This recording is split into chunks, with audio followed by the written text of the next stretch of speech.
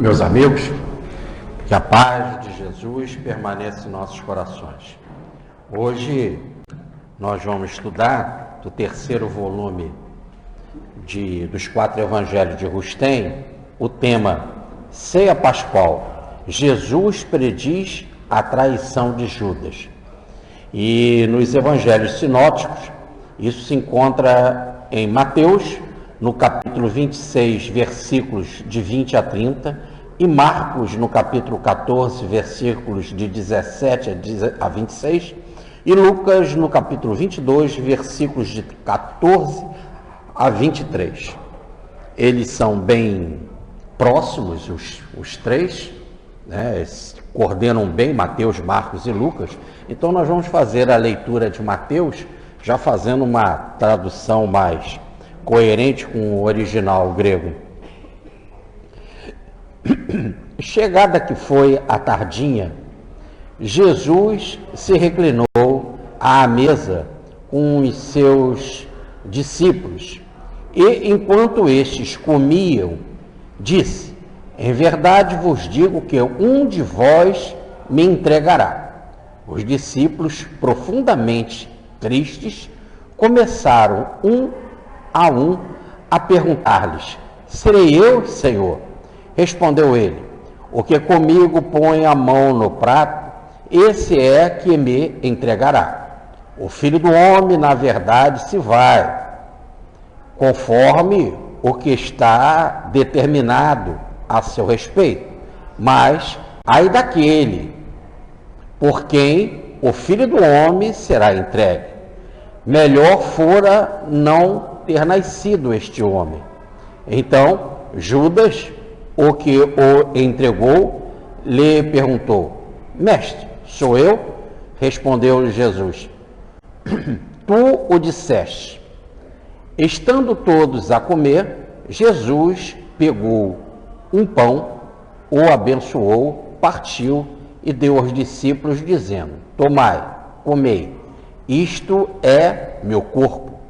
E tomando um cálice, rendeu graças e passou aos 12, dizendo: dele bebei todos, este é o meu sangue, o sangue do Novo Testamento, que por muitos será derramado para o abandono dos erros.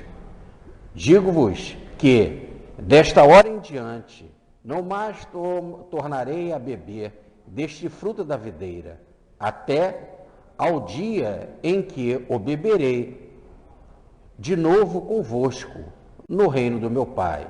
E entoando o cântico de ação de graças, saíram para o Monte das Oliveiras. Essa passagem, né? Ela começou a acontecer no dia 13 de Nisan, numa quinta-feira, à tardinha. Quando diz à tardinha, se aproximando das 18 horas. Porque quando chegava às 18 horas mesmo, do dia 13 de Nisan, já deixa de ser o dia 13 de Nisan e começa o dia 14, que era o dia em que comiam a Páscoa. Então foi do dia 13 para o dia 14. Só que, como diz assim, a tardinha da quinta ou a tardinha do dia 13, para nós continua o dia 13. No judaísmo já inverte, a partir das 18 começa o dia 14, que era o dia da Páscoa. Sobre esse assunto nós já havíamos tratado na vez passada, quando nós dizíamos que a festa foi devidamente preparada, ou a comemoração da Páscoa, por Pedro e João Evangelista, a pedido de Jesus, né? A passagem é que eles perguntam onde você quer comemorar a Páscoa, e Jesus recomenda para eles ir à cidade de Jerusalém. Jesus não estava em Jerusalém, ou estava no Monte das Oliveiras ou em Betânia. Por que ficavam assim afastados? Porque era muita gente em Jerusalém. Jerusalém estava lotado e não tinha espaço. E eles então ficavam em cabanas pelos montes, no caso ali perto no Monte das Oliveiras, para onde ele vai depois do jantar, né? Quer dizer, depois da ceia, ele vai para o Monte das Oliveiras e lá será preso, a noite adentro. Então, ou estava ali acampado no Monte das Oliveiras, ou então, como nós vimos um dia antes dessa passagem, ele estava em Betânia, na casa de Simão, o ex-leproso, né? Juntamente com Lázaro, Maria e Marta. E Maria de Betânia tinha acabado de ungir Jesus, um perfume com um nardo de alta qualidade. Muito bem. Então, por isso que ele fala para Pedro, olha, e para João, entrem na cidade e lá vocês vão preparar a Páscoa. Aonde? Aí vem um fenômeno extraordinário. Vocês verão um homem que virá ao encontro de vocês, carregando um cântaro com água. Seguiu na casa que ele entrar, perguntou para o dono da casa, onde está o quarto mobiliado para o Senhor, para o mestre passar a ceia, a Páscoa, né? A ceia com os seus discípulos. E aí eles vão mostrar, o dono da casa vai mostrar um ambiente mobiliado, num sobrado, né? Acima então da casa, num sobrado, um espaço mobiliado, ali vocês preparem a ceia. Então a ceia foi preparada então por João Evangelista e por Pedro. E como se preparava? Ia até um sacerdote, ou providenciava ali um sacerdote é sagrado, dote é o que faz o sacrifício, então o sacerdote é aquele que faz o sacrifício. Hoje nós falamos que sacerdote é o dotado da graça. Por quê? Porque está fazendo uma correlação. Qual era o objetivo do sacrifício do animal no ritual judaico? Era para você receber uma graça divina. No exato momento em que fazia um sacrifício, uma oferta, né? E aí hoje na missa você tem um ofertório. Você vai para o ofertório para quê? Você faz uma oferenda para quê? Para receber uma graça. Receber a graça pode ser uma cura, uma purificação, uma manifestação espiritual de Jesus, que eles interpretam que naquele momento há a transformação do pão na figura do Cristo, naquele momento que eles têm por sagrado. Então o sacerdote é o que realiza, no ritual mais antigo judaico, o sacrifício. E esse sacrifício, como era para Deus, era considerado então um sacrifício sagrado. Por isso a palavra sacerdote quer dizer aquele que faz o sacrifício sagrado. E a gente costuma dizer, o sacerdote é aquele que é dotado da graça, porque esse sacrifício é para receber uma graça, uma bênção, uma proteção divina. Tá certo? Originalmente, então, é o que faz o sacrifício. Então Pedro e João providenciam então esse sacrificador sagrado para fazer a oferta do cordeiro. Ele é então sacrificado e eles então vão preparar a Páscoa. Vão preparar o cordeiro, vão preparar os pães sem sal e sem fermento, e vão preparar as ervas amargas. Tudo esse tema já foi comentado na vez passada. E eles então sentam para comer na tardinha do dia 14, né? Já entrando no dia 14, porque a Páscoa mesmo era no dia 14. Poderá levar muito tempo. Antigamente eles faziam no ritual, eu anotei até aqui o versículo, que é Êxodo, capítulo 12, versículo 11, comiam de pé, com roupa de viagem, cingido, ou melhor, com cinto, né, amarrado, e com bastão na mão. Assim que eles comiam. Assim era a Páscoa. Para lembrar a ideia daquilo que nós conversávamos aqui do peregrino. Repare que eles estavam no deserto e tinham que estar preparados para a viagem. Porque eu disse que a Páscoa confundia-se duas festas. A festa da passagem do Senhor, Páscoa quer dizer passagem, sobre o Cordeiro sacrificado, que o sangue era espargido na porta, para que o Senhor passasse por cima daquela casa que tinha a marca do sangue. A casa que não tinha a marca do sangue, porque não era de judeu, era do Egito. Aí eles então teriam o seu primogênito morto. Então essa era um tipo de celebração. A passagem é isso: Jeová vai passar por cima daquela casa e aquela casa será protegida, ou melhor, ela receberá a graça da vida, porque o seu primogênito não vai morrer. E também significava também naquele período que quando eles saíram de lá, e que os egípcios ficaram apavorados que os seus primogênitos morreram, liberaram os judeus, eles ficaram no deserto. Tiveram de fugir no deserto, foram perseguidos depois, mais tarde, um tempo depois, pelos judeus e tal, pelos egípcios. Então, daí eles têm que estar sempre preparados para a viagem, com o bastão na mão, com o cinto, com a roupa de viagem preparada para essa fuga e essa vida no deserto. E aí então é uma outra festa que levava cerca de uma semana.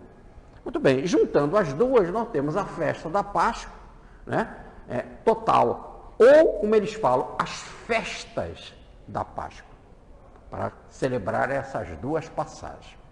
Sendo assim, o que nos interessa mais é essa ideia da passagem. Jeová vai passar por aquela casa para proteger. Agora vem o tema aqui nosso, que é o que nos interessa hoje, que também Jeová, que nós sabemos que é o Cristo. O Cristo nada mais é do que o Jeová. Ele veio para os seus, começa assim o Evangelho de João, e os seus não o reconheceram. Quando Moisés perguntou como é o teu nome, ele diz eu sou, e Jesus por 7 vezes usa essa mesma expressão, eu sou. Tem uma delas que ele chega a dizer assim: se não acreditar de que eu sou, morrerei nos vossos erros. Quer dizer, não estarão em acerto, não estarão corretos.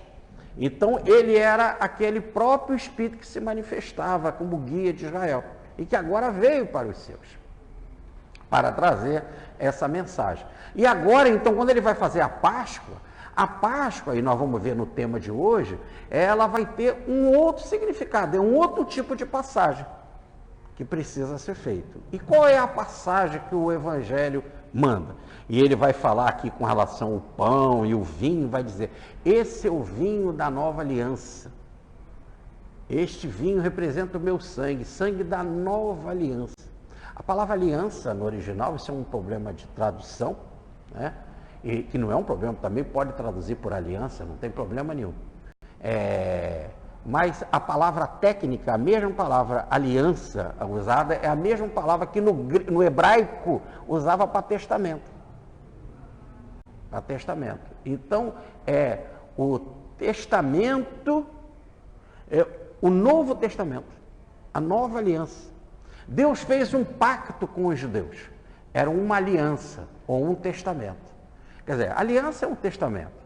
Eu vou deixar para você um testamento, quer dizer, um pacto. Vamos fazer aqui um testamento em que eu prometo a vocês que eu vou ampará-lo, eu vou protegê-lo, serei o Deus de vocês e vocês serão o meu povo. Eu serei o protetor de vocês e vocês o meu povo. Cumprem as regras, estavam aqui os mandamentos, tal. Cumpram isso, que eu prometo a proteção de vocês. Esse é o testamento, esse é o pacto, essa é a aliança. São nomes, são traduções, testamento, pacto, aliança. Agora, com a vinda de Jesus, ele veio trazer um novo pacto, uma nova aliança, um novo testamento, que está baseado agora em um outro princípio. Por isso que a mesma palavra aí que diz, tomai e bebei, este vinho é o meu sangue, o sangue da nova aliança. E ainda tem umas traduções que colocam, da nova e eterna aliança, do novo e eterno testamento, para mostrar que essa mensagem de Jesus, ela não veio para ser mudada, ela vai ficar para sempre, porque a mensagem do Cristo é para sempre, porque ela está alicerçada na lei divina, e a lei mais profunda divina, que é a lei de sustentação cósmica, que é amor. Que mais tarde Deus será definido no próprio Novo Testamento como amor. Deus é amor. né? Então, se Deus é amor, por exemplo, João, na sua primeira epístola, no capítulo 4, nos versículos 8 e 16, diz: Deus é amor. Então, Deus é amor, qual é a lei dele? A lei dele é o amor. Então, por isso que é um testamento, é uma aliança, é uma lei eterna. Porque é a lei divina. É a lei que rege o todo, que rege o cosmos. Então, quando ele fala isso, né, dessa nova aliança que ele veio trazer, que ele está dizendo, então, é o Novo Testamento, é o novo princípio. Então, é lógico que essa passagem, se antes fazia a passagem por cima da casa, e aquela casa ali não teria o seu primogênito morto, aquela casa não contemplaria a morte, e sim a quem não tivesse esse pacto, esta aliança, contemplaria a morte, que era no caso dos egípcios, né? Eles seriam mortos. Quer dizer, era mais ou menos, a ideia era essa. Aonde o Senhor faz a passagem, ele está fazendo a passagem à Páscoa, o Senhor veio, imagina, era um anjo que voava, né? Então ele vem passando. Aonde tem a marca do sangue na porta, ele passa por cima e ali tem vida. Aonde não tem, tem a morte. Bom, agora significa então que a Páscoa, na cabeça judaica, entendeu? A Páscoa na cabeça judaica é: nesta casa tem vida e não se tem morte. Tá certo? E na que não tinha, nessa casa tem a morte, conhecerá a morte. Jesus veio e na nova aliança, no novo pacto, ele vai dizer isso: vim para que tivesses vida, vida em plenitude, vida em abundância. Então ele quer nos dar essa vida divina, essa vida verdadeira. Quando antes ele dava para o judeu, na concepção da Páscoa, de 2000 anos antes de Cristo, mais ou menos, né? De 1000 anos antes de Cristo. Qual era a concepção? Era: esta casa não terá a morte do primogênito, quer dizer, algo físico. Agora Jesus quer dar para cada um de nós a vida em plenitude. Então a passagem que ele quer fazer é: você está com a sua casa preparada para receber vida, vida em plenitude, vida em abundância? Essa é a ideia. Por isso que Pedro pergunta: aonde você quer fazer a Páscoa? Ele vai lá e encontrará um homem trazendo um cântaro d'água. E ele vai entrar numa casa. Fale com o dono dessa casa: aonde está o quarto, o sobrado, preparado e mobiliado para o meu Senhor realizar a Páscoa? E aí ele vai mostrar. Quer dizer, e aí o que ele quer dar, o que ele quer fazer nessa passagem? Nos dá a vida. Primeiro que ele fez um pacto conosco, que é um novo pacto, uma nova aliança. E este novo pacto, essa nova aliança, a promessa que ele está dando é: vou dar para vocês uma vida plena, uma vida verdadeira, uma vida alicerçada no princípio do amor. É isso que é a passagem. Para aquele que tiver, e aí ele vai fazer a passagem: se você está com o quarto preparado, com o seu sobrado preparado, está espiritualmente preparado, mobiliado, para que ali seja um aposento, o meu aposento. Nós vimos isso bem na lição passada, quando ele fala: aonde está o meu aposento, mobiliado, preparado, arrumado. Quer dizer, na hora que você colocar a sua vida como aposento do Senhor, para que o Senhor faça morada na sua vida, como está na carta de Paulo aos Gálatas, no capítulo 2, versículo 20. Já não sou eu mais que vivo, é Cristo que vive em mim. Para mim viver é Cristo. Quando ele bota o seu viver em Cristo, e é Cristo que vive nele, é que o Cristo fez a passagem, e fazendo a Páscoa, a passagem, viu: ali tem um quarto mobiliado. Ali o sobrado, ou melhor, a parte espiritual dele, a parte mais íntima, a parte que não está presa à terra, que é o espírito, é um espírito amplo, aberto para o alto, mobiliado, ou melhor, arrumado, não desequilibrado, né? preparado para receber o Senhor e colocar a vida dele como sendo do Senhor. Já não é minha vida, é de Cristo. Toma a minha vida. Tem uma outra passagem de Paulo que ele fala, né? Eu quero ser um vaso novo. Eu sou barro, tu é o oleiro. Tem até uma música na Igreja Católica que canta isso, né? E faça de novo um vaso novo. Bom, muito bem. Mas essa é uma passagem de Paulo, em que ele quer, como se ele fosse o barro, entregar na mão do Senhor para que o Senhor possa moldar a vida dele, para que seja um vaso, ou um recipiente, ou um quarto, ou um aposento, preparado para o Senhor morar. E aí você vai ser um vaso novo. Em outra passagem, Paulo vai dizer, já não é mais o homem velho, é o homem novo. A nova criatura em Cristo. É uma outra passagem de Paulo. Então são muitas expressões para dizer que a nova Páscoa agora é a Páscoa em que o Senhor vai fazer a passagem dele, a Páscoa, e você está preparado para entregar a sua vida a serviço dele? Você está preparado para entregar a sua vida, o Espírito, a parte mais alta, o sobrado, para ser morada do Senhor, para ser do Senhor, nem ser seu, ser do Senhor, e dizer que a tua vida não te pertence, a tua vida pertence a Cristo? É essa que é a passagem. Muito bem. Então era isso que os apóstolos lá foram preparar. Inicialmente, vem evidentemente que todo um ritual, para hoje nós chegarmos a esse tipo de concepção. Mas como é que fala? Olhe bem. Vai lá, Pedro, vai lá, e João, e preparem a Páscoa. Vocês vão ver um homem trazendo um cântaro de água. E chegando lá, acompanha esse homem. Aonde que ele entrar, entra também. E fala com o dono da casa. É ali. Muito bem. Nas dois personagens, não há uma identificação. Um homem trazendo um cântaro d'água. Não diz o nome dele.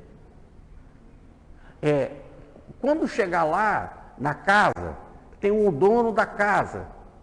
Pergunta para o dono da casa, também não diz o nome. A história tenta procurar, acham a história que ali seria a casa do pai do Marcos. A maior quantidade de tradição é que ali é a casa do pai de João Marcos, que é o autor de um dos evangelhos, parente de Pedro. Muito bem. Outros também colocam, e aí na tradição que eu estive lá em Jerusalém, a tradição mesmo mais forte, que os guias locais lá passavam, que ali era a casa de José de Arimateia. E muita tradição coloca que ali era a casa de José de Arimateia. Eu penso que pertence aos dois. Marcos também era ligado a essa família José de Arimateia, porque já vocês vão ver, quando terminando esse banquete, Jesus vai ao horto, e chegando lá e vai cantando, e quando ele é preso, e chegam os soldados, vai ver um jovem correndo de lençol, o jovem estava nu e dormindo ali. Então dava a ideia de que era, como ele conta isso, que ele era o João Marcos. Então diz que aquele terreno era o João Marcos. Também ali perto nós temos o horto do Arimateia, onde que ele na pedra cavou o túmulo. Então também pode ser de Arimateia, ou de Arimateia era da mesma família. Muito bem. Mas o que importa não são essas possibilidades muito bem plausíveis, né? E que a história alimenta. Eu gosto muito da tradição. A tradição cheira coisa verdadeira. Nós temos a tradição do 25 de dezembro, né? E o Chico diz, olha como a humanidade toda celebrando o Natal dia 25, como que vocês querem que seja uma data diferente? É tanta gente pensando nela, é tanta gente vibrando nela, né, que é ela mesmo. Muito bem. Mas aí nós temos uma revelação do Chico Xavier, e por ser o Chico Xavier merece muito, muito a nossa consideração, né? Muito o nosso respeito por tudo aquilo que veio através dele. Então a revelação através da história, através dessas tradições, tem um compromisso muito grande com a verdade, mas não interessa. O texto não registrou e aí é que é o importante para nós. Não fala quem é o homem carregando o cântaro, não fala quem é o dono da casa. No exato momento em que, como não fala, não define, é um homem, é um dono da casa. Tá certo? É isso que é o importante. E logo então a imagem serve para qualquer um de nós. E o que se passa? O que se passa? Para preparar a Páscoa, qual é o primeiro sinal para que os apóstolos preparem a Páscoa? Cheguem lá em Jerusalém e vocês vão ver um homem carregando um cântaro d'água. A primeira coisa, entrem em Jerusalém. Jerusalém quer dizer paz. Logo nós já estamos diante de uma trajetória evolutiva. Quem não está na busca de Jerusalém não recebe a Páscoa verdadeira, essa passagem. Como você pode estar com a casa mobiliada, como você pode estar com a casa arrumada, em equilíbrio, em harmonia, se você não está em paz? Então a primeira coisa é entre em Jerusalém, ou melhor, comece a preparar a paz. A paz é o resultado do processo evolutivo, porque a paz é o resultado do amor. Não é assim, nós vamos fazer as pazes para a gente se amar. Não, o que ama é o que faz as pazes. Porque senão não é paz, é uma parada entre duas guerras.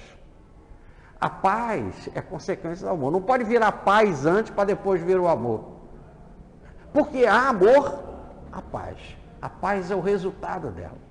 Então nós vimos trabalhando aqui em várias palestras esse caminho de preparação, de casamento, de unidade com Cristo. O resultado se você quiser a grande passagem, a grande transformação, em que a tua casa não será mais tua, mas será a casa do Cristo, para Ele fazer ali a passagem, a grande transformação da sua vida, da vida pequena para a vida plena, para a vida em abundância, para a vida crística, para a vida que Ele vai falar aqui no final da lição, a vida do reino do Pai, em que você será agora um cidadão do reino divino. Essa é a grande passagem, é a grande transformação. É a grande transformação da vida. Você tem que ir em busca da paz. E toda vez que você vai em busca da paz, a primeira coisa que você encontra é um homem carregando um cântaro com água. Essa é a primeira coisa. E ele tem que vir ao seu encontro. O Evangelho, a nova aliança, o novo pacto, o Novo Testamento. Aqui eu quero fazer um parênteses. Volto a dizer, essa expressão testamento, pacto e sangue e sacrifício, lembra a expressão usada por Moisés, que está no livro do Êxodo, no capítulo 24, versículo 8, chamado sangue do testamento, em que os bois eram sacrificados e Moisés pegava o sangue e espargia sobre o povo. E ele dizia, esse é o sangue do testamento. Esse sangue, esse sacrifício que aconteceu do boi, repare que atrasa daquela época do Primeiro Testamento para o Novo Testamento. No Primeiro Testamento matava o boi, esse agora é só o cálice do sangue, que é do vinho, que é a imagem. É o Novo Testamento. Mas Moisés então pegava o sangue do boi, que era sacrificado, e espargia sobre o povo. Espargia sobre o povo. E dizia, esse é o sangue do testamento. Agora Jesus vai usar a mesma expressão, tomai e beber, este é o sangue, este é o meu sangue, o sangue da nova e eterna aliança, que é o vinho. Tudo bem? Então, essa aí, repare que ele está usando a mesma expressão de Moisés, para fazer a jogada entre Primeiro Testamento e Segundo Testamento, entre o Testamento, a aliança, o pacto antigo e o novo pacto. Agora, se você quiser preparar essa nova Páscoa, a Páscoa do Novo Testamento, da nova aliança, começa a preparar o seu caminho para a paz, que é fruto do amor. A paz, resultado do amor.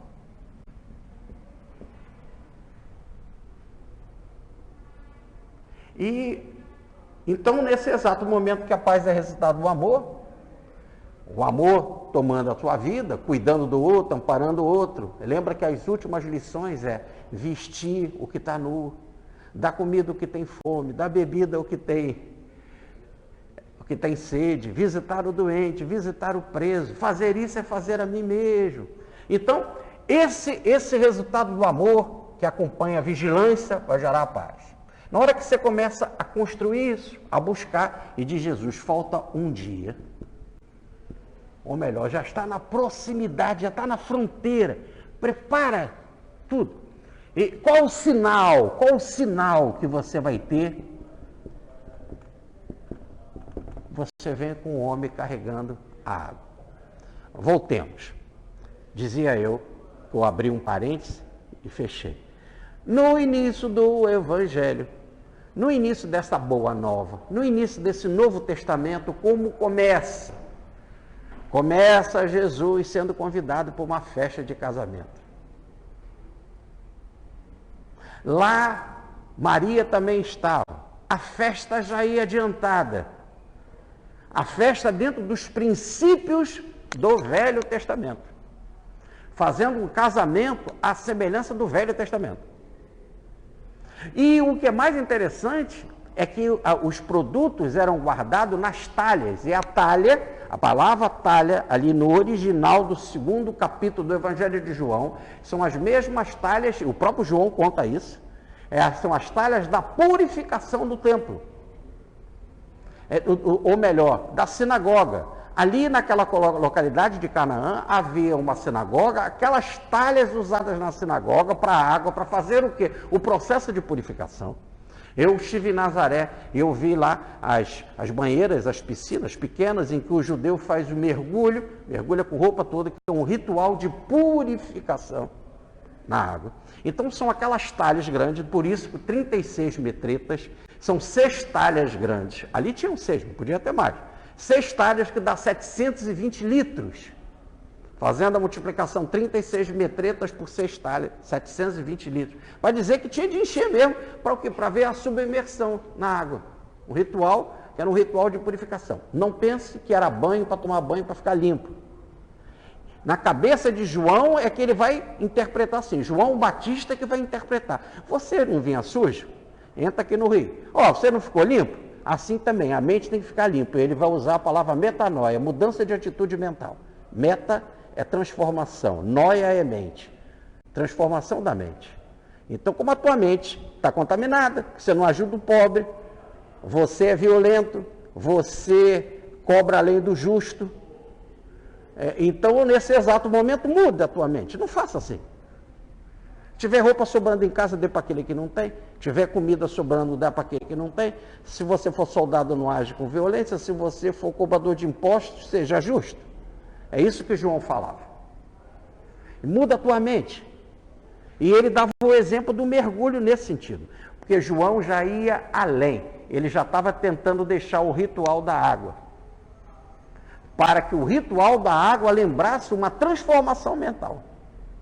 Para poder se receber Cristo. Tanto que ele diz, eu mergulho na água, virá um outro maior que eu não posso nem tirar as sandálias dos pés, que mergulhará no Espírito.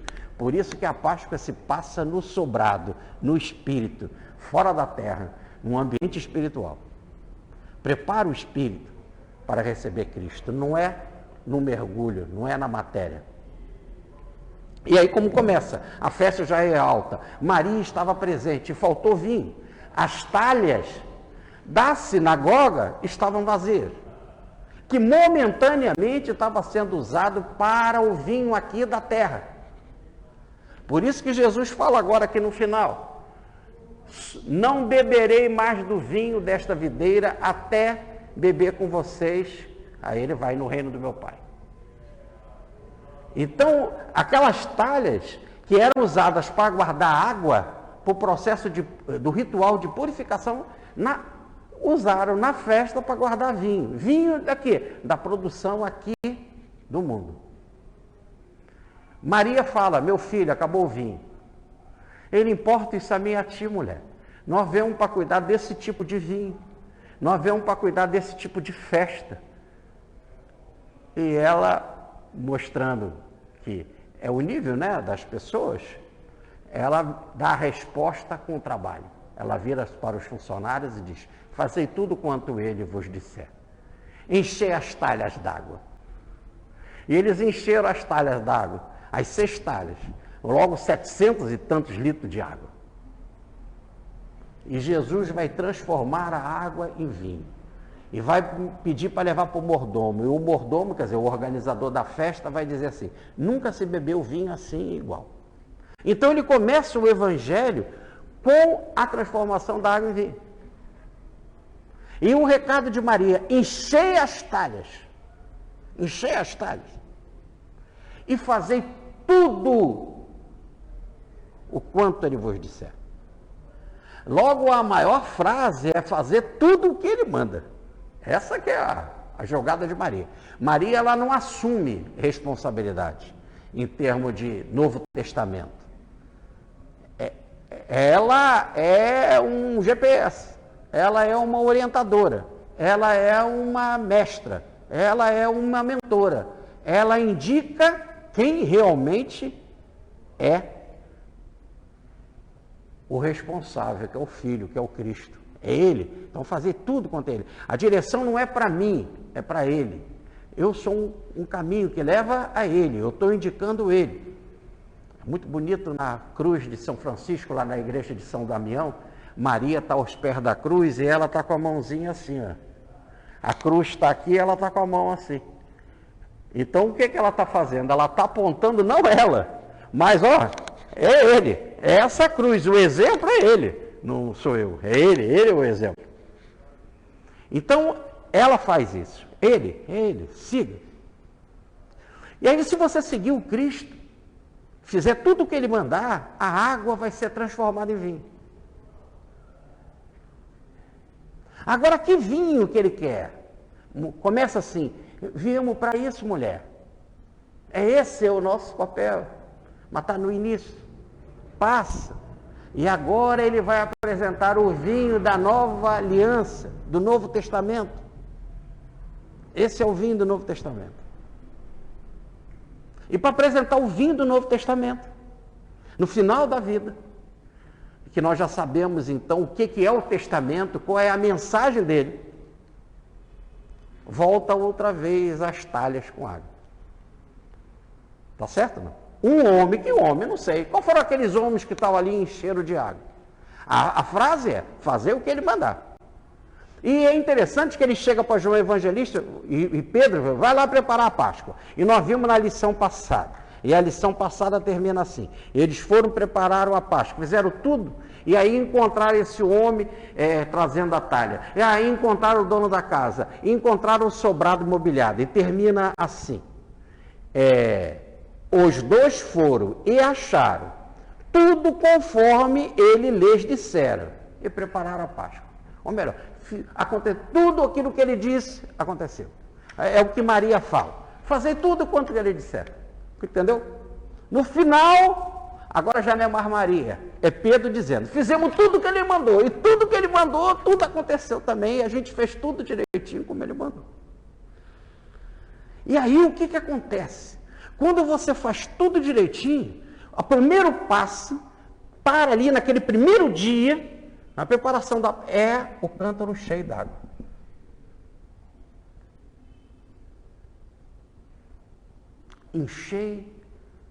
Encontrará um homem com um cântaro cheio d'água. É isso. Você tem que chegar, Maria diz, encher a talha, encher o cântaro, está em cima. A água. E ele vai depois chamar, esse é o vinho do testamento, do Novo Testamento.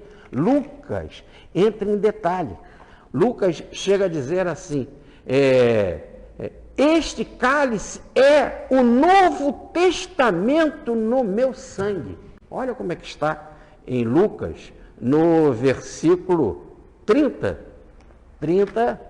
do capítulo 22.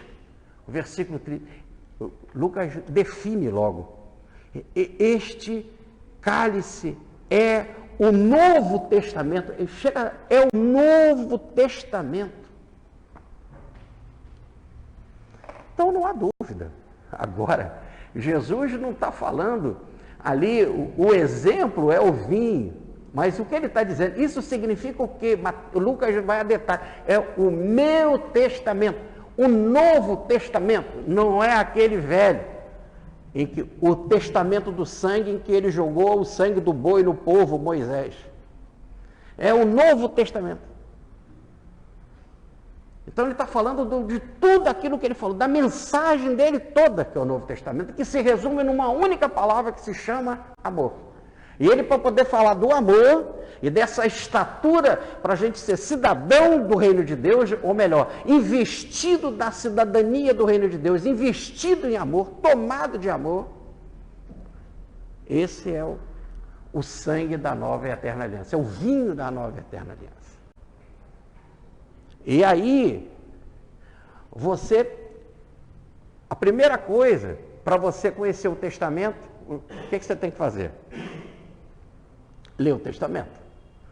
Vamos supor, se um parente seu deixa um testamento, o advogado vai te chama, não é isso? E faz a leitura do testamento. E você pode ter dúvida, não pode? Aí você pode perguntar ao advogado. E aí vai ter algumas regras. Você cumprindo, você passa a ser possuidor daquele testamento. Ele passa a ser seu. Mas você tem que cumprir a regra lá.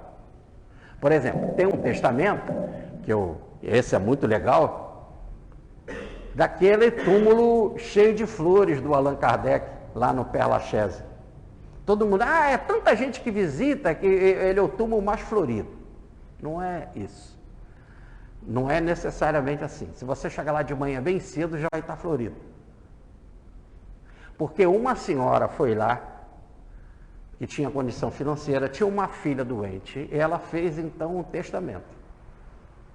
Para os herdeiros terem direito ao testamento, sempre tem que deixar aquilo lá florido, comprar, já fazer um acordo com a floricultura e ter sempre flores lá. É lógico que a gente vê aquilo florido e muita gente leva mais flores, tá certo? Mas é um acordo. E os herdeiros só irão receber ou continuar usufruindo do testamento, porque ele é um usufruto continuado. Você só continuar usufruindo desse testamento se manter as flores. Se não manter, o tabelião, ou melhor, aquele que tem a responsabilidade do controle do testamento, vai te tirar da investidura daquele bem. Para você usufruir o bem, tem que colocar as flores lá. Tá certo? No fundo, para você usufruir o bem do testamento que o Cristo quer nos dar, que é a cidadania divina, que é a condição de sermos verdadeiramente filhos de Deus e termos vida em plenitude, vida em abundância, é que a gente tem que cumprir a palavra dele. Serão meus amigos aqueles que fizerem o que eu vos mando, diz lá o testamento. Então é cumprir direitinho. Se você cumprir, muito bem. Então a primeira coisa que você tem que fazer quando eu te chamo é ouvir o testamento. Aí depois pegar o testamento e ler também. Aí depois tirar a dúvida. E essa tal cláusula do testamento? E essa outra aqui? E como que pode ser essa? Como pode ser aquela? Por exemplo, no testamento de João Batista, Rustem, ele dizia, os meus sobrinhos que vão ter esse dinheiro vão ter que pagar esta pessoa sem juros, e se atrasar um dia com juros, tais condições. São as regras estabelecidas. Então, a primeira coisa, você tem que ter o testamento, ler o testamento, começar a estudar o testamento ou examinar o testamento. Essa é a estrutura do testamento. Se você quiser conhecer a mensagem de Jesus, o Novo Testamento, a primeira coisa que tem que adquirir um testamento. Paulo que fez? Copiou um, pediu emprestado a Ananias, e lá num hotel de um homem chamado Judas, na Rua Direita, em Damasco, ele copiou. Pediu o pergaminho emprestado ao dono do hotel, desse Judas, que o nome dele era Judas, e copiou. O que mostra que também o nome Judas era um nome comum, né? Mas, e copiou e passou a ter o Evangelho para ele, ó, um testamento para ele, o Novo Testamento. Então a primeira coisa é ler ele, é estudar. E quando você tem dúvida, perguntar, o que nós fazemos aqui? A gente estuda o Novo Testamento. Estudamos. Um tira dúvida com o outro, um anota, né? O outro grava, o outro escuta mais ou menos, mais uma vez, a gravação, e compra o livro, e vai, e observa, e se esforça, e vem na palestra, e etc. O que é isso? Você está enchendo a talha. Mas a talha de vida, não. Você pode frequentar aqui, e por causa disso você vai ser perfeito? Você pode vir o Regeneração todo dia, ouvir essa palestra e outras, todo dia você não vai ser perfeito. Mas eu posso te perguntar sobre o Livro dos Espíritos, você sabe. Posso te perguntar sobre o Novo Testamento, você sabe. E sobre aquela parábola, a parábola do semeador. Eu sei a palavra do semeador de trás para frente. E daí? Tá certo? Ela tem que se transformar em vida. Por enquanto que eu não viver essa mensagem, ela não faz a verdadeira transformação em mim. A gente costuma dizer isso quando tem pessoas espíritas que flagrantemente a gente observa em situações de erro, né, de conflito. A gente diz assim, que ela entrou para a doutrina, mas a doutrina não entrou nela. Isso aí é um jargão que os espíritas gostam muito de usar, né? A gente pode pensar a mesma coisa do cristianismo, né? Entrou para o cristianismo, mas o cristianismo não entrou nele. O que é isso? É a interpretação literal.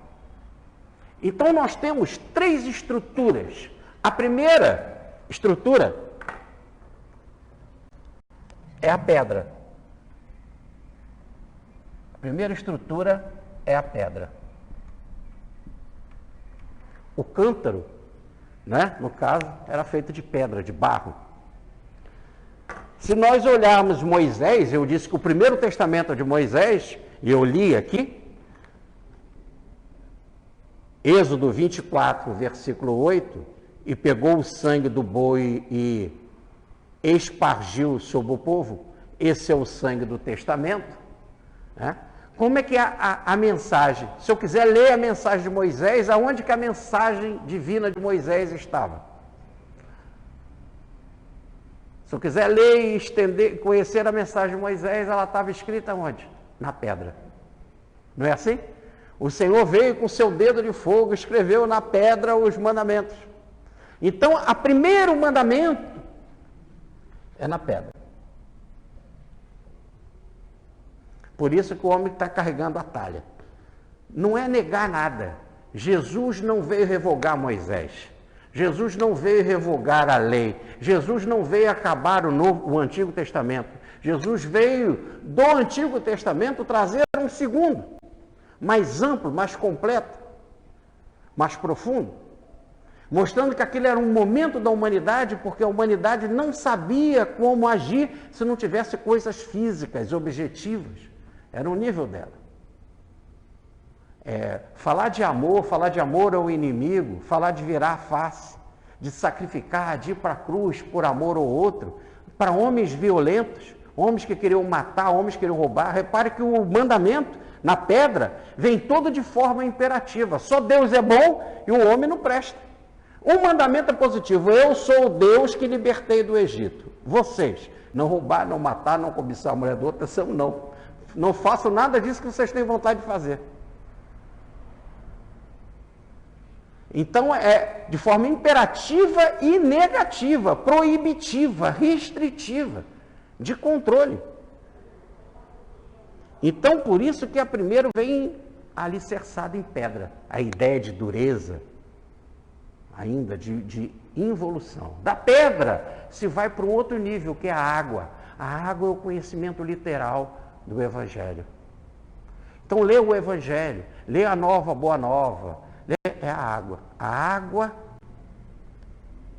é essa interpretação. Daí dizer Maria, vai começar o Evangelho, encher as talhas. Aprenda Moisés o máximo. Aprenda Moisés, encher as talhas, o conhecimento literal. A talha que era da sinagoga, ou melhor, da sinagoga do ritual mosaico, é a estrutura. É só conhecer a estrutura mesmo de Moisés. Lê o Êxodo, lê Gênesis, lê Deuteronômio, lê Levítico. Essa estrutura é a pedra. Aprofundar no sentido de aprender aquilo que está escrito, saber nas reentrâncias, tentar entender aquela passagem, é encher a talha. Chega ao máximo do estudo. Aprofunda. Por isso que aqui no nosso estudo a gente nem dá passa, só para quem está com muita necessidade. Porque para que não tenham outro interesse, vem aqueles que acharem necessário. A gente está aqui para quê? Estudar, para chegar ao máximo da compreensão. Mas isso não resolve nada se você não viver. Então a água é isso. Quando você chegar lá no final de tudo, no final da trajetória, a talha vai estar cheia d'água. Por isso que a gente diz que agora nós vamos entrar numa nova era, a nova era, Pietro Baldi chama a nova civilização do terceiro milênio, a nova era, ou que os esotéricos falam, a era de Aquários. Não é isso não? Que é a era do pensamento, da intuição, do pensamento intuitivo, a era de Aquários, não é isso? Ficou claro agora? Era de Aquários, a era da água. Chegamos ao máximo, o Aquário, ao máximo da saturação. São 2 anos de conhecimento das Escrituras. São 2 anos de conhecimento de Jesus. Agora que a talha está cheia, que a gente já conhece o Evangelho, já temos o estudo, e veio o Consolador e trouxe as devidas explicações, e agora a gente pode compreender tudo o que eu queria dizer, dizia o Cristo. Aí veio o Consolador, e aí deixou a mensagem, nós já estamos com a talha cheia. Está na hora de entrar para começar a Páscoa.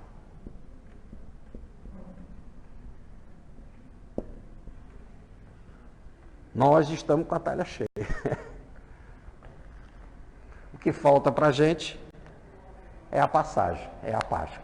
Deixar o sobrado, ou a consciência, ou o espírito mobiliado, preparado para ser do Senhor. E a sua vida ser de Cristo. E Ele vir, entrar na nossa vida, fazer uma passagem em nós, fazer uma transformação e tomar a nossa vida e nos fazer uma nova criatura, o novo homem. É isso. Essa é a imagem. Tá certo? Só que você não consegue isso aqui no mundo sem um sacrifício. Sem um sacrifício. Aqui no mundo, todos que passam por aqui, além de ter que fazer esse trabalho de conhecer as leis antigas, de conhecer o Evangelho na sua plenitude e de transformar a sua vida nessa nova aliança, nesse novo sangue, numa nova vida. Novo sangue é nova vida. Isso tudo que a gente tem que fazer, aqui na terra, a gente será perseguido. Aqui na terra vai ter as inimizades. Ninguém passa aqui na terra sem o martírio. Fazendo esse trabalho sem o martírio. Toda vez que você entra nessa trajetória de buscar a paz, de buscar Jerusalém, você vai passar pelo martírio. Certo? E é essa situação que nós temos lá no Evangelho de Jesus. E aí Judas e Iscariotes, ou melhor, que é da cidade de Iscariotes, vai fazer esse papel. E aí Jesus diz ali com eles, por enquanto que eles estavam comendo a Páscoa lá nesse sobrado, né? Agora vamos para o lado da história. Jesus diz, um de vós me entregará. eu já estudei isso com vocês na vez passada, que não é traição. Né? Um de vós. E eles começam a perguntar, serei eu, Senhor? Ó, se todos perguntam, serei eu, Senhor, serei eu, Senhor, serei eu, eles não tinham firmeza. Imagina Pedro perguntando isso, e daqui a pouco vai ser o valentão pegando a espada para cortar a orelha do mal, e daqui a pouco ele ali, na tardinha, ele pergunta, serei eu? Imagina João Evangelista perguntando, porque diz assim, todos começam a perguntar, serei eu, Senhor? Imagina João Evangelista perguntando isso. André, Filipe, também Judas. E Judas pergunta, serei eu? E já devidamente informado, né? Ali para todos. Jesus diz, aquele que mete comigo a mão no prato, quer dizer, que está aqui íntimo, está perto de mim, está comendo comigo. É da minha intimidade, bota a mão no prato comigo. Antigamente era assim, né? No meu livro, Um Gastrônomo no Além, que nós temos o Baltazar sendo entrevistado por Allan Kardec, né? Eu, nos estudos que eu fiz da vida do Baltazar, que eu descobri ele na história, os livros que ele escreveu, ele foi ensinar a burguesia nascente na Revolução Francesa, porque eles mataram os nobres, e a burguesia subiu, né? A nova classe social subiu, e eles não sabiam se comportar à mesa, não sabiam como proceder na mesa. E ele criou várias regras, disciplinas em restaurantes, notas de restaurantes, como cortar as comidas, como usar garfos e facas, que ele botava a mão no prato. Agora, nós estamos em 2000 anos antes. Então é bem isso, aquele que bota comigo a mão no prato, antigamente era assim, comia com a mão. E como é que eles ficavam? Não tinha mesa, ficavam reclinados, a mesa era em forma de U, para alguém entrar e colocar os alimentos aqui. E as pessoas ficavam reclinadas do lado de fora, desse U, com a mão pegando os alimentos. E nós colocamos lá no nosso livro, o 13º Apóstolo, em que a gente entra em detalhes sobre como eram as refeições na época, os banquetes, porque Jesus tinha acabado de sair de um banquete na casa de Zaqueu. E o livro é sobre Zaqueu, que é o nosso Bezerra de Menezes. Então, o guardanapo era o miolo do pão. Então, pegava o miolo do pão, era o guardanapo. Aliás, já faziam bolinhas de miolo do pão para facilitar. Ficavam nas mesas, era uma das preparações para que você possa limpar a mão, porque você botava com a mão e comia. Então se comia com a mão e todos botavam ali, o cordeiro era um só. Como que você ia pegar? Não era garfos e facas, você botava ali a mão e pegava. Então quer dizer, aquele que vai me entregar é um que bota a mão comigo no prato, quer dizer, é da minha intimidade, é de um dos nossos. E o que acontece? Nada. Quando Judas fala aqui o texto, que ele pergunta, serei eu, Senhor? Tu disse, você que está dizendo? Então, é isso mesmo, é você. Aí Jesus vai dizer, vai e faça logo o que tu deves fazer, como está em João, e ninguém faz nada ali no banquete. Porque era o processo natural que se estava estabelecido, ninguém toma nenhuma satisfação. Pedro podia ter levantado e segurar ele, tu não vai fazer isso. Imagina, se eu lá daqui a pouco eu vou arrancar a orelha do mal, arranca a tua cabeça, se tu pensar em fazer isso. Mas não, continuaram comendo com a mão no prato. E logo que Jesus diz isso, se vocês acompanharem aqui o texto, logo que ele diz, eles começam a dizer, serei eu, Senhor, serei eu, Senhor, serei eu. E Judas pergunta, serei eu? Você está falando? Sim, é isso, é você. E Jesus então levanta, pega um pão, corta e distribui. Tomai e comei, isto é o meu corpo. Depois pega um cálice com vinho, tomai e bebei todos, passa um para o outro. o Evangelho chega a explicar isso, passa um para o outro, quer dizer, é esse mesmo aqui que está comigo, passa um para o outro, tomai e bebei.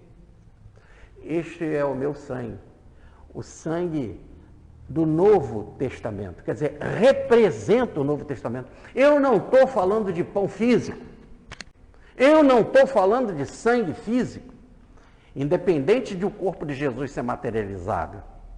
E o corpo que materializado com os melhores fluidos da natureza, como diz Bittencourt Sampaio num livro Jesus perante a Cristandade, através de um dos maiores médios de todos os tempos da história, o médium do Anjo Ismael, o médium que implantou o espiritismo evangélico no Brasil, Frederico Pereira da Silva Júnior, e Bittencourt Sampaio, o orientador do espiritismo evangélico no Brasil, juntamente com Bezerra de Menezes, ele que ensinou o evangelho para Bezerra de Menezes, Bittencourt Sampaio. Então, neste livro, dizer que o corpo materializado de Jesus era com fluido dos trigos, ou com ectofitoplasma dos trigos e com ectofitoplasma da vinha, ou melhor, da uva. Daí ele dizer, e aí os teólogos ficam malucos com a forma de falar, mas é isso mesmo, é quando ele diz, tomai e comer isto mesmo que está na mão de vocês, isto é meu corpo, tomai e beber, isto é meu sangue. Então, para falar em termo externo, daquele corpo materializado, isto mesmo, quer dizer, da vibração do trigo, da vibração da vide, da vinha, é que se formou o meu corpo. Bom, mas ele não está falando sobre só essa estrutura dele particular, do Jesus da história. Ali, naquele momento, estava tendo um banquete que era coisa da história, que queria representar, através do tempo, a Páscoa verdadeira espiritual para nós, para todos nós. Então, Jesus diz, e aí especifica, né? Tomai e comei, isto é o meu pão. E explica, fazei isso em memória de mim. É uma das passagens mais bonitas. Quando vocês quiserem lembrar de mim, façam assim, divida o pão. Então, a mensagem de Jesus é, primeiro, se reunir fraternalmente. Nada melhor do que fazer uma negociação na vida, de sentar para comer. Ali nós vimos que o Cordeiro Pascal falava muito nisso na semana passada, quando nós dizíamos que a Páscoa era celebrada em família. E agora nós estávamos ali uma nova família, daqueles que fazem a vontade de Deus. É minha mãe, são meus irmãos, aqueles que fazem a vontade de Deus. E aí Jesus estava comendo o Cordeiro Pascal com os apóstolos. Não estava comendo naquele grupo familiar. Mas num novo grupo familiar, que ele explica, são aqueles que fazem a vontade de Deus. Uma nova espécie de família, uma família espiritual. Essa é a ideia. Então, a melhor coisa é a gente reunir em família, a melhor forma de lembrar Jesus. Porque é ali que nós vamos ter a generosidade da vida. É isso que ele está falando. A generosidade da vida. Você pega um grãozinho de milho, de trigo, de milho, um carocinho de manga. Gente, é manga à beça.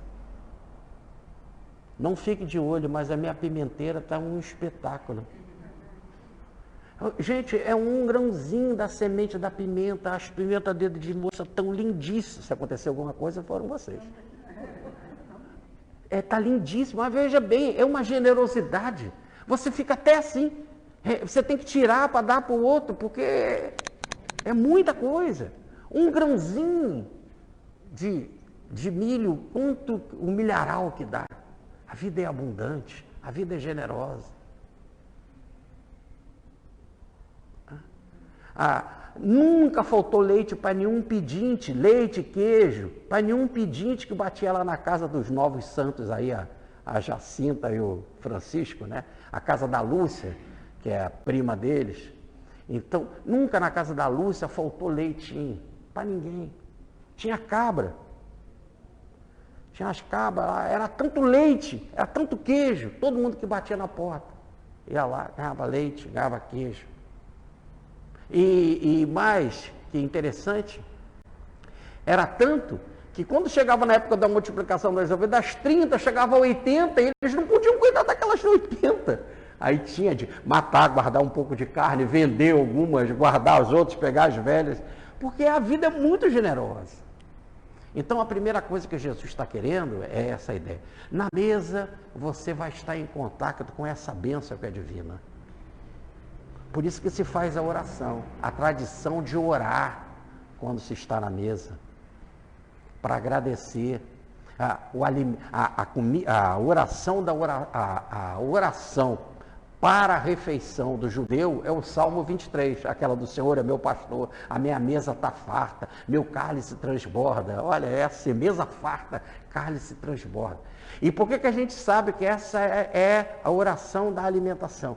Lá eu entro em detalhes no meu livro 13º Apóstolo, né? Porque eu coloco ela lá e mostro a estrutura dela e digo, né, que a palavra alimento, cada letrinha no hebraico tem um peso. A palavra alimento no hebraico tem peso 257, perdão. E o Salmo, o Senhor é meu pastor, tem 257 palavras. Por isso que eles faziam a correlação da numerologia com o fato em si. Isso é a gematria no judaísmo. Ou melhor, a estrutura da oração é a estrutura que tem o mesmo peso da palavra alimento. Então, por isso que eles usavam ela para a mesa, para a refeição. O Senhor é meu pastor, meu cálice transborda, minha mesa é farta, etc. Bom, então, aqui, Jesus vai fazer a mesma coisa. Na hora que ele pega o cálice e dando graças, o que é isso, dando graças? É oração normal. Essa oração eu marquei aqui. Está em Êxodo, no capítulo 23, versículo 25. É a oração do agradecimento. É oração para a purificação dos alimentos.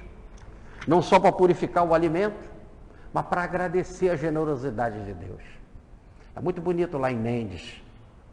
E agora eu queria convidá-los para que nos primeiros dias de novembro, lá no feriado dos mortos, a gente vai a Mendes, depois quem quiser tirar dúvidas e saber, perguntar ao Rogério, ele sabe o caminho das pedras todas. Nós vamos ter o nosso 15º, é esse? Encontro de Petrobaldi. E o 15º encontro de Petrobaldi, o tema vai ser sexualidade na obra do Ubaldi, de Petrobaldi. Então, lá na Aliança, bacana, né? A gente não come, café da manhã, almoço e janta, vamos orar. E vamos cantar. Olha, esse é o princípio. Então, quando a gente vai, primeiro é disciplina, porque a pessoa já quer chegar e comer, quer atacar, quer passar na frente do outro. Agora tem regra, tem que orar primeiro. Primeiro a gente fica mais disciplinado, acaba ficando calmo, acaba comendo menos e melhor. Você vai muito afobado, tu pega a primeira coisa que está na frente, não observa nem o que tem antes. Então ora serenamente e peça a purificação dos alimentos. Nós sabemos que os alimentos são atacados também por vibrações negativas, né? O planeta é lotado de espíritos em desequilíbrio. Então, como que ele é lotado de espíritos em desequilíbrio, eles podem chegar e roubar, pegar fluidos, e pegando fluidos desagradáveis dos seus alimentos, deixam também os fluidos desagradáveis dele. E aí você come e passa mal, se o ambiente não está psiquicamente preparado. Então, a oração, mesmo mental, ajuda nesse processo de agradecimento àquele que fez e agradecimento a Deus por essa generosidade. Então, por isso que Jesus faz igualzinho. Olha bem, se Jesus faz, você não faz. Ele pegou o alimento e dando graça aí é uma expressão rápida da oração normal que lá no Êxodo era ensinado. Então, ele deu a oração, ele recitou a oração do Êxodo de agradecimento. Nós temos uma passagem que eu boto no meu livro Um Gastrônomo no Além, do Chico Xavier ter entrado numa casa e ele olhou lá e tinha uma penca de banana maçã. E era a que ele mais gosta, bananas maçã, né? Do tipo maçã, não é maçã. Bananas tipo maçã. Muito bem. E ele viu elas, ficou doido, porque ele gostava dela. E até pensou assim em pedir uma banana lá, o dono da casa, que estava aflito, mas querendo falar com o Chico, e a casa não tinha um bom equilíbrio espiritual. Nisso ele viu dois espíritos atrasados ali, falando assim, vamos pegar umas bananas dessa e comer? Aí ele viu aquilo, ficou assim, né? Aí ficou, vou lá fazer o meu atendimento. Aí deu o atendimento às pessoas. Quando ele voltou, ele viu que as bananas estavam lá, mas já estavam escuras. Quer dizer, tiraram o duplo da banana, para comer o duplo, tá certo? Deixaram ela sem a parte espiritual, sem a parte vitalizante do alimento, ainda deixaram vibrações negativas.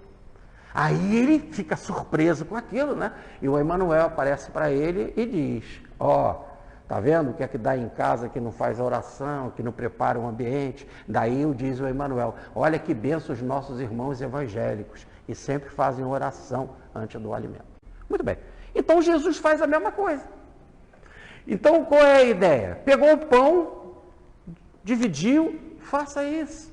A melhor forma de lembrar Jesus é se reunir fraternalmente. Agora, não é só reunir entre os seus amigos e fazer isso em memória dele. Dizer assim e pensar. Nós estamos aqui reunidos, imagina nós vamos na casa do Ivan, olha que beleza, Rogério, que me veio aqui de intuição. Nós vamos na casa do Ivan comer lá umas comidas gostosas lá, que só a Clarice ou os Clarices sabem preparar, né? Muito bem, então a gente está lá, né, naquela alegria, naquele contentamento e tal, mas como a gente se ama, como a gente gosta, como nós temos o princípio do Evangelho, como a gente ora, nós temos certeza também que o Cristo está presente. Então é isso que Jesus fala, faça-se a minha memória, reunir as pessoas, reunir os seus familiares. Quando reúne os familiares no Natal, Cristo está presente. E aí faça isso no domingo, sempre, faça isso sempre em memória de mim. Agora, já pensou quando você reúne também aqueles que não são da sua intimidade, mas são os estropiados, são os doentes, aqueles que têm fome, os que estão sofrendo? Essa era a peregrinação do sábado que Chico Xavier fazia. Todo sábado, tanto em Uberaba como Pedro Leopoldo, ele fazia essa peregrinação para estar com doentes, com os aflitos, com os pobres, com os estropiados, onde que ele levava alimento, levava brinquedo, levava carinho, dava paz, falava uma palavra de amor. Esse é um grande banquete também, tá certo? Então é isso que Jesus está falando. Faça isso em memória de mim. Aí daqui a pouco ele pega o cálice, aqui um parênteses, vocês já notaram que eu estou falando, ele pega um pão, pega um cálice, e as religiões traduzem assim, pega o pão, pega o cálice, porque eles fazem a tradução já desta forma, porque eles querem colocar na nossa cabeça que é aquela coisa da Eucaristia lá da missa. Com todo respeito à Eucaristia da missa, que se você fizer com fé, com carinho, é como diz o Chico Xavier. Quando ele era pequeno, o que ele via lá quando as pessoas recebiam a hóstia? Um impacto de luz. Era muita luz que ia na hóstia. Porque a vida espiritual, os amigos espirituais, os nossos anjos protetores, os nossos mentores, se derramam em bênção para todo mundo, independente de qualquer religião. Tá? Mas não é isso. O texto quer ir além. O texto está dizendo assim, um pão. Quer dizer, não é um pão. Diz o nosso Ariston Santana Teres, lá de Sobradinho, em Brasília.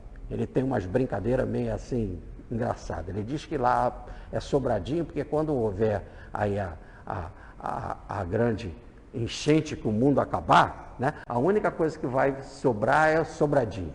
Então ele costuma fazer essas brincadeiras. Ele costumava dizer também o seguinte, que Jesus falou, eu sou o pão da vida, porque ele estava lá em Israel. Se ele estivesse na Bahia, ia dizer, eu sou o acarajé da vida. Em outras palavras, o pão é porque tem lá. Se você não tiver pão em casa, é o bolo. Todo mundo brinca com a Maria Antonieta, que diz assim, mas eles não têm pão, por que não dá para eles então bolo? Então, qualquer alimento. Qualquer alimento você pode sentar e dividir com outro. Às vezes o alimento pode ser uma lata de sardinha. Olha que beleza. Divide com outro.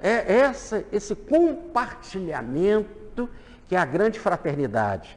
Que lembra a ideia que o que você está comendo, o outro está comendo também. Primeiro veio de Deus. Deus que é generoso. Você não fez nada. O que você fez? Botou lá. É lógico, você tem que ser o agricultor, teve de cuidar. Mas tudo veio de Deus. Você não fez a manga. Você ajudou a manga, o trigo, a sardinha, o bacalhau. Tudo é de Deus. É Deus que fez. Então, quando você está comendo as coisas de Deus. E você está compartilhando. E o que ele está comendo, você está comendo também. Repare que nós somos iguais agora.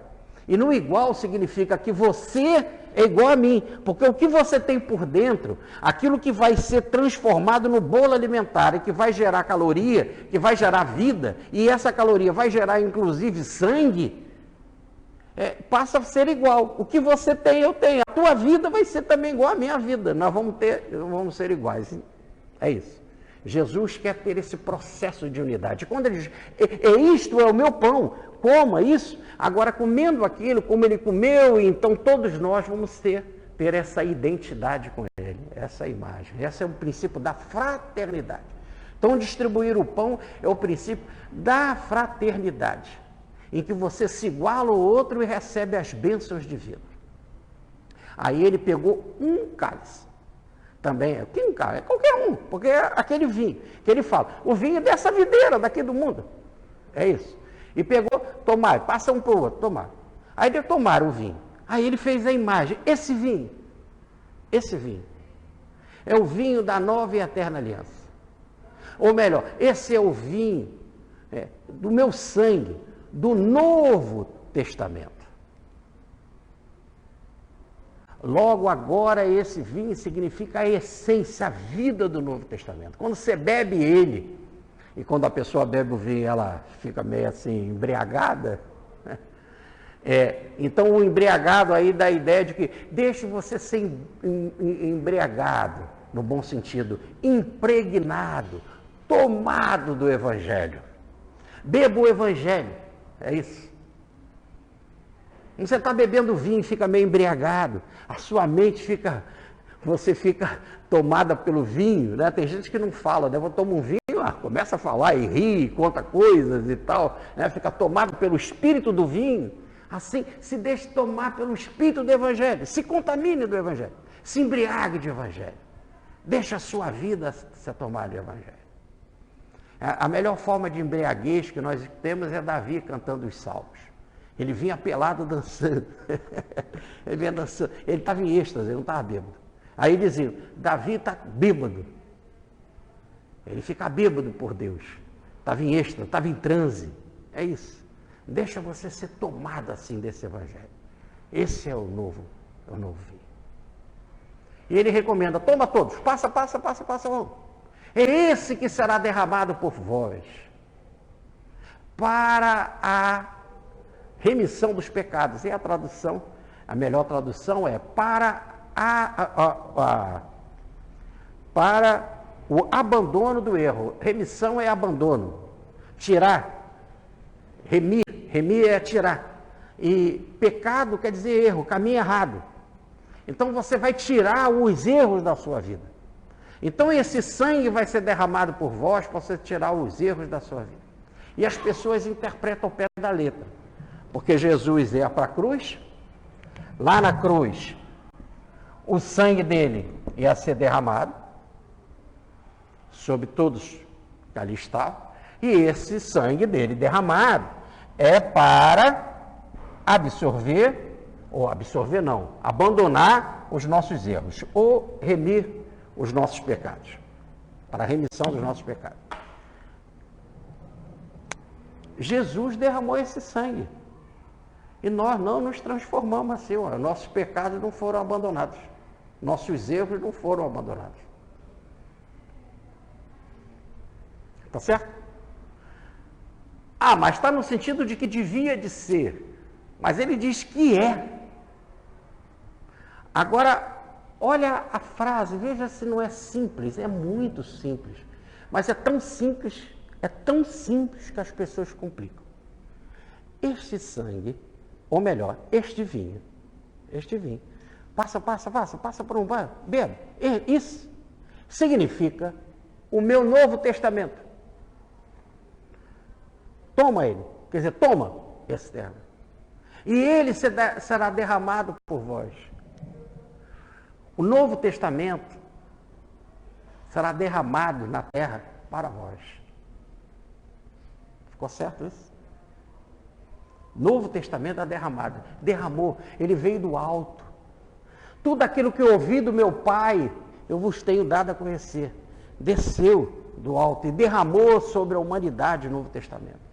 Nós temos aqueles irmãos, que eu esqueci o nome deles, mas que em cada hotel que a gente vai tem uma Bíblia no hotel. Qualquer hora eu me lembro o nome dele, mas eles fazem um trabalho maravilhoso. Cada hotel que você abre lá tem um Novo Testamento.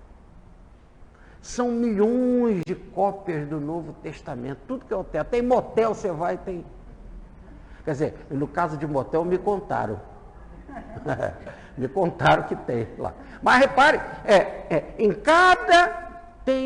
isso que eu digo, o evangelho será derramado. Os apóstolos foram pelo mundo. Ide pregai, ide derramai o meu evangelho. Levai a minha palavra de Jesus para os 4 cantos da terra.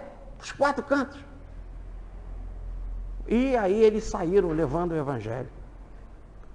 E é o que a gente faz até hoje, derramar esse evangelho para todos. E por que a gente derrama o evangelho para todo mundo? Por quê? Para que as pessoas possam abandonar os seus erros. É mesmo. Por que a gente vem aqui para aprender o evangelho?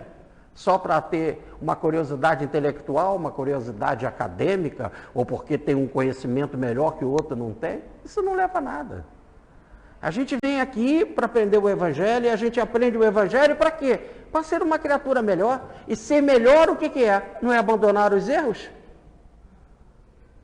É isso. Então esse evangelho que vocês estão, olha, bebam o evangelho, bebam.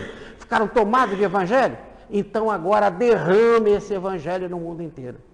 Eu vou derramar até o meu sangue na cruz. E o meu sangue que eu vou derramar, que é o evangelho vivo, o evangelho prático, o evangelho na essência, esse evangelho também servirá de exemplo para toda a humanidade. A minha cruz será exemplo para toda a humanidade. Mas a ideia é essa, de ser exemplo, de ser derramado para toda a humanidade. Fazer isso. Muito bem. E aí termina o texto da seguinte forma: e entoando o cântico de ação de graça, saíram para o Monte das Oliveiras, que é o Ramel. É o cântico que eles fazem na Páscoa, baseado nos Salmos 115, 116, 117, 118. Depois você chega em casa e lê esses salmos, e vocês vão ver que são esses salmos cantados. O salmo é cântico. O salmo é cântico. Se vocês olharem no início, nas boas traduções, né, vocês vão ver que o nome dos instrumentos é instrumento de corda, é pandeirinho, que instrumento que se utilizava para cantar aquele salmo, aquele hino. E nesse caso, como se perdeu a música, porque só se tem o texto escrito, eu não sei como é que é a música. Mas eu posso também pegar a música e transformar ela, pegar a letra e botar uma nova música. O salmo era isso. Então eles cantavam, e a gente não sabe mais como é a música dos salmos 115, 116, 117, 118, que era o que eles cantavam na Páscoa. Depois eu convido, então, mais uma vez eu digo, vocês lerem eles em casa, e vocês vão saber que também Jesus cantou. Jesus fez uma porção de coisas iguais às pessoas, né? Ele dormiu na barca, Jesus chorou, Jesus escreveu no chão, não é isso? E Jesus também cantou. E se a gente procurar, tem outras coisas assim interessantes. Então isso é muito bacana, Jesus cantar. O cântico também faz parte da vida. Quando depois entrou o cântico no cristianismo, que diz o nosso Humberto de Campos na psicografia do Chico, inspirado por Maria, né? E eles começaram a cantar como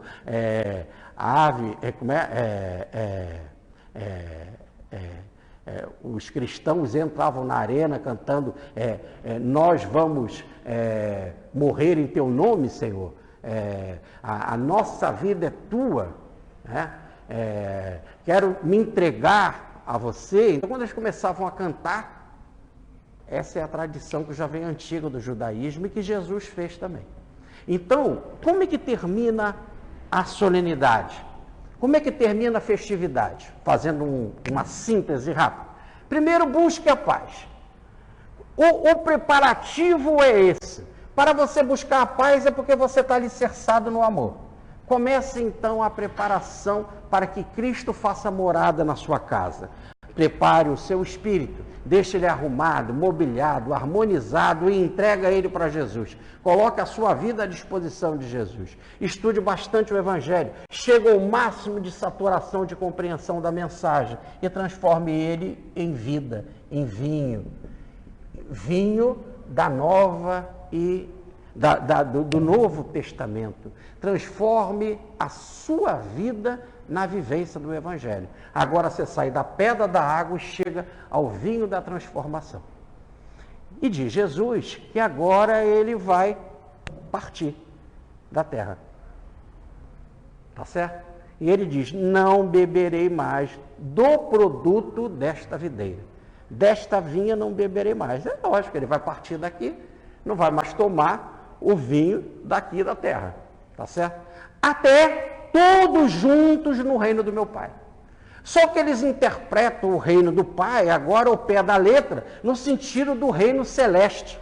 E aí, que no reino celeste poderia ter a imagem de um vinho, porque na parábola do filho pródigo também se mata um boi para comer na casa do pai, mas é uma imagem, né? Mas ele fala assim, isso que é importante nessa passagem, do produto desta videira, esse tipo de vinho daqui da terra não beberei mais, até quando?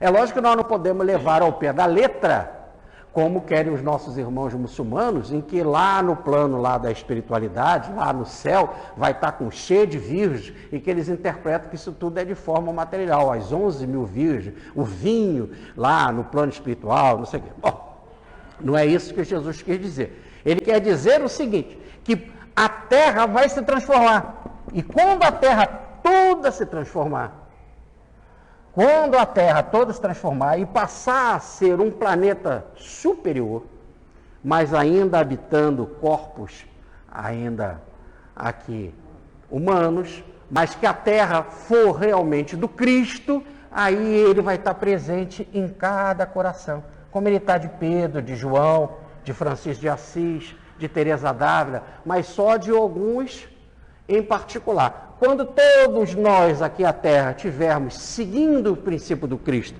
todos estivermos embriagados no princípio do Evangelho, transformados pelo vinho que é o Evangelho, ele vai estar através de nós, através da nossa mente como morada dele, como o sobrado dele, um sobrado harmonizado, mobiliado, preparado para ele, então dentro de nós, ele habitando em nós, ou como diz Paulo, já não sou eu mais que vivo, é Cristo que vive em mim. Quando todos nós forem assim, e como Paulo, que estava encarnado, não sou eu que vivo, é Cristo que vive em mim. Quando todos nós estivermos assim nesse princípio, a terra se transformará num reino divino. E aí ele estará presente, através de nós, tomando desse vinho. Muita paz, fica com Deus.